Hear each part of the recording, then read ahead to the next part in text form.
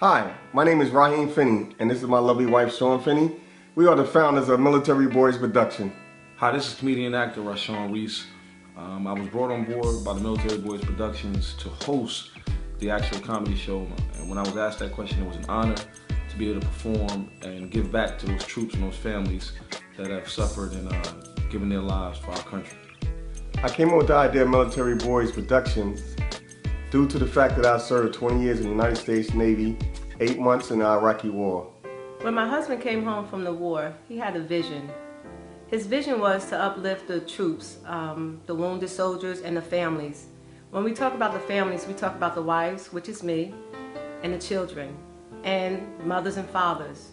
While he was away in Iraq for 8 months, I was home, raising 3 children, crying. Once he got home and he got situated, he decided he wanted to do this vision. And me being a wife, I stuck behind him the whole time. And what he said was, you know, we got to uplift the troops, the morale, they're so depressed, and the families. I said, well, how are we going to do that? He was like, comedy. I'm like, what does comedy have to do with the troops? Cures for comedy. Think about it. Think about that title. What were you home doing? I was home crying all the time. I was worried, depressed, wondering if he was going to come back home. I said, it makes a lot of sense. Cures for comedy. One of my first experiences, one of the hardest shows I've ever done was at a VA hospital. We did our first comedy show there with the Military Boyz, and it was probably the toughest comedy show that I've ever done. To go into a room, you have 50, 60 veterans, some missing arms, some missing legs, some of them highly sedated to the point where they're like zombies. They don't speak or anything.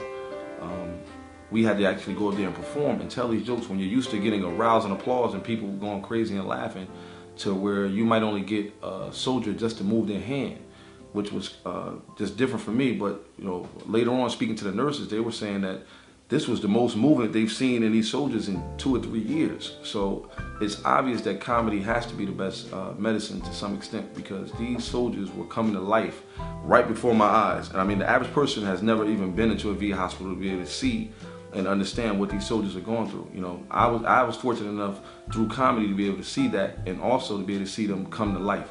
So with that being said, it's all, you know, it's definitely a good thing, the Military Boyz comedy and what they're doing and what we're trying to do. And it's just an honor for me to be the host of this project. So just look out for it, man. The Military Boyz comedy are coming, man. Part of my husband's vision also was to have a couple of politicians under one roof. So again, me being a wife, his supporter, what I did, I started knocking on City Hall door.